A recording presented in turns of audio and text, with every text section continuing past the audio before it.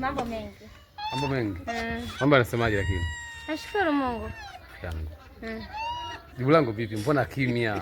Jibu lako liko poa ila nina shida. Shida gani mama? Cha kwanza baba yangu hapa nadaiwa kodi, nadaiwa hela ya umeme, nadaiwa vikoba. Sasa hapa nataka unipata laki 4. Fresh, utakuja kwangu kama kawaida.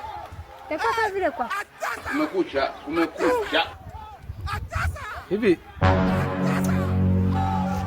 nimetokea huku, nimetokea huku. Unatokea mbinguni baba. Mbinguni? Haya, asante. Baba mwingine bana. Upenda watoto wadogo tu kuhudumia.